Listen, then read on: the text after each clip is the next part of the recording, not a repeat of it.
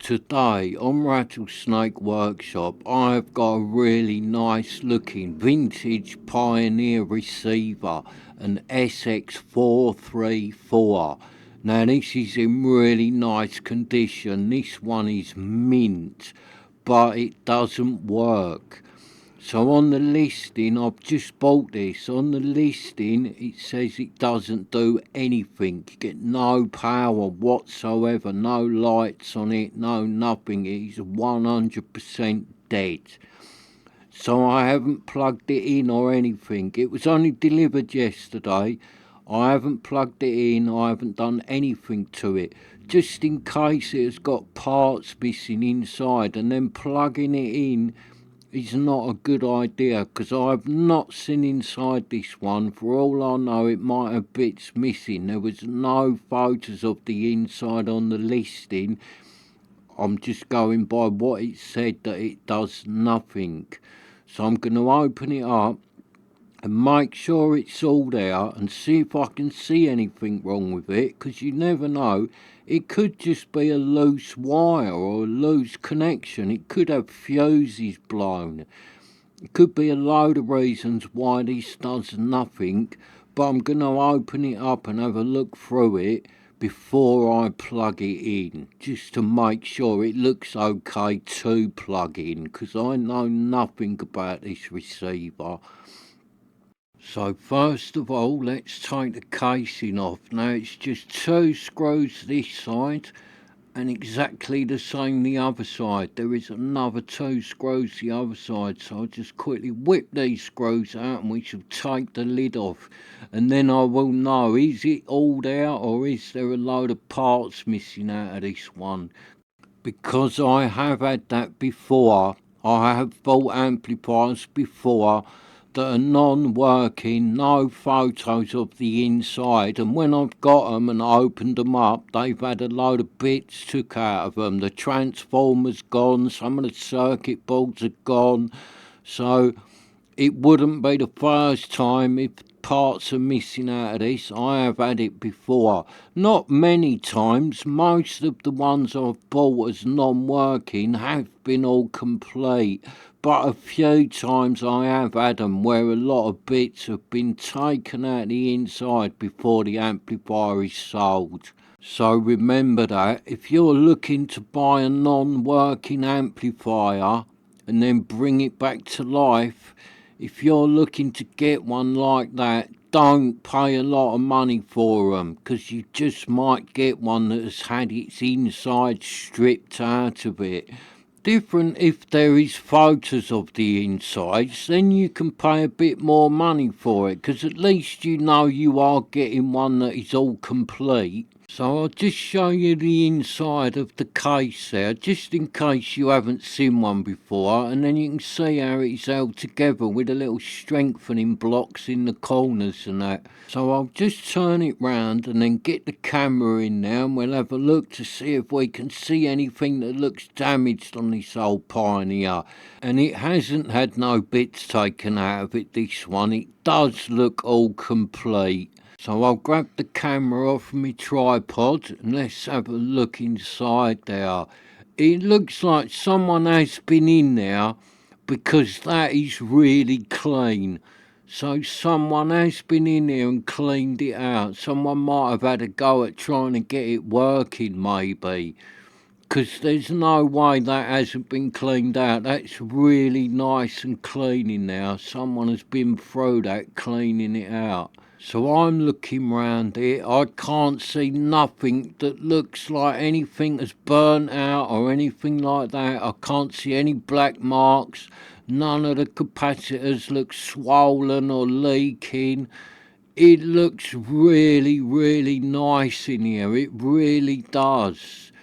It wouldn't get as dirty as another one, this one, because it hasn't got the big air vent on the top. When they've got that vent on the top, they're the ones that normally get full of a load of dirt and fluff. But these ones that have the vent at the bottom, they still do get a bit of dust and dirt into them.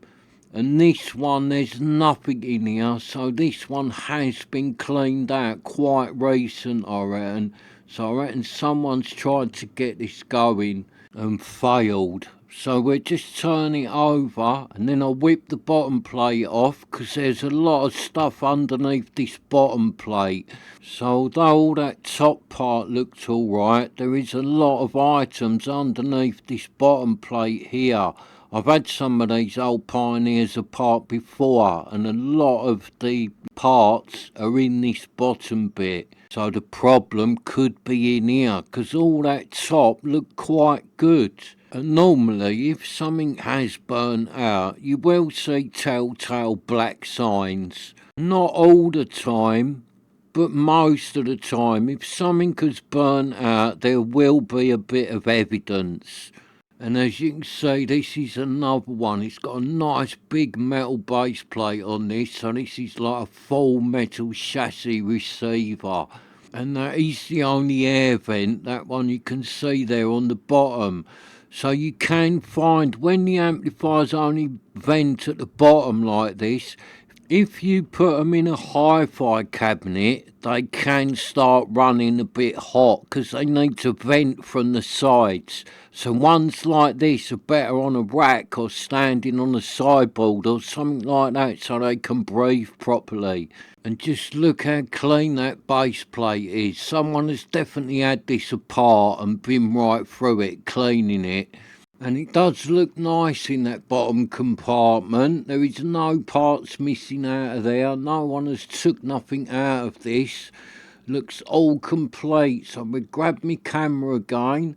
Let's get in there and have a look. See if we can spot anything that looks like it has burnt out. Maybe a crack in one of the circuit boards or anything like that could cause it not to do anything. So if you look round it, I'm looking round it, it looks nice, this thing. I cannot see any damage on this. It's all looking good, nothing looks burnt out. I can't see any wires that look like they've come off or anything like that. It does look all complete. So it does look like this would be fine to plug in. And I am looking at it there. It's got two fuses there. They look quite corroded, them two fuses. So I'm not sure if they are blown. We'll check all the fuses in a minute. That is the next thing I shall do. We'll check the plug and check all the fuses, and then plug it in and see what's going on with it. See if we can trace any power anywhere.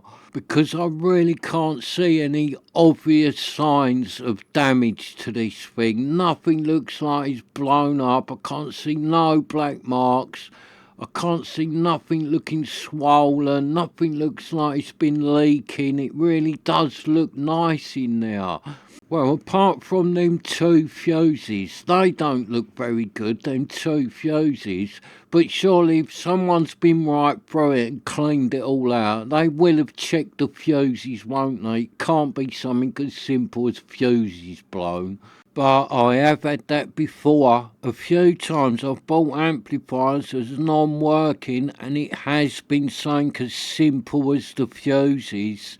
So let's check the fuses on this one. Oh, I will be happy if it is just fuses blown in it. So I've got my little tester there, and all you do is put this across the fuse, and if that needle goes up, then this fuse is good. So there you go, that fuse is good. That can go back in, that one. There is nothing wrong with that fuse. So let's try the next one. And I can sort of see these first two are looking good because they are the glass ones. And they look okay. They are not blackened or anything like that. So let's test this one. So there you go. The needle has gone up. That fuse is good. There is nothing wrong with that. So it's these two that are weird, because them other two I reckon have definitely been changed, and these two are original ones because they look a little bit corroded. See there, look, they look a little bit, they're not that bad, but it's weird why the others are really clean and these ones aren't. So I reckon at some point them other ones have been changed. But that's good, that fuse. There is nothing wrong with it. Where that's a little bit corroded, I'm just going to give it a little rub over with sandpaper before I put it back in, just to clean it up a little bit. Just clean that fuse up a little bit, and then I shall put it back in the carrier. There is nothing wrong with that fuse. It's just a little bit like dirty. Just pop it back in, and that is a little bit loose in there actually, so I just squeeze the prongs together a little bit to tighten it up. That was quite loose sitting in its carrier, so that's better. That's tightened up nice. So let's try this other one.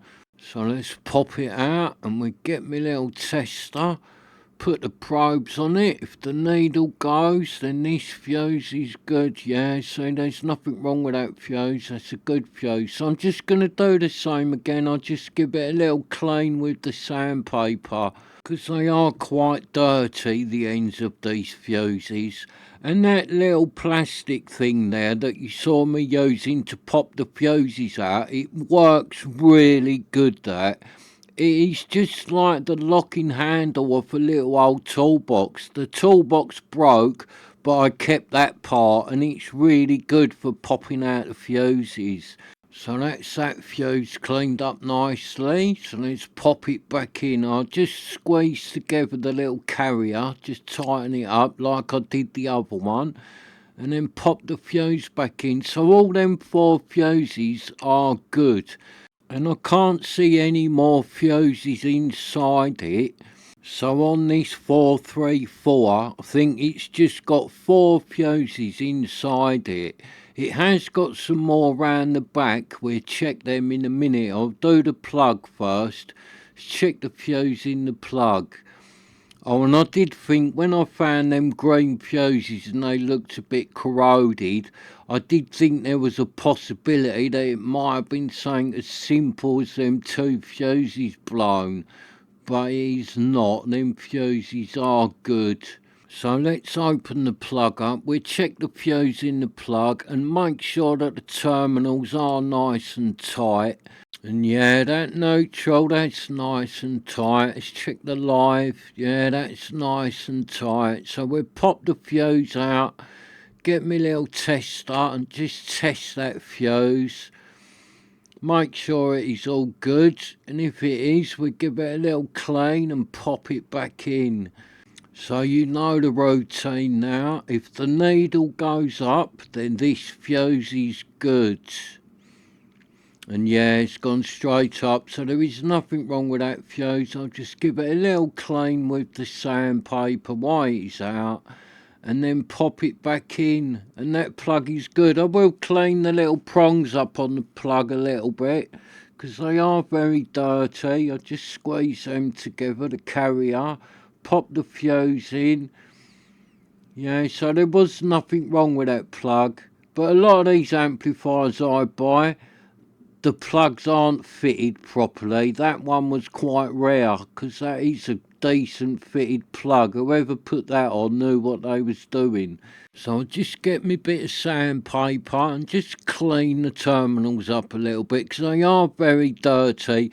Not enough to cause this thing not to work, but I will just clean them up so I know it is getting a good connection through the plug. And I will go through this Pioneer with deoxin and clean it all up if I can get it working. But at the minute, where it's not working, there is no point doing it with deoxin.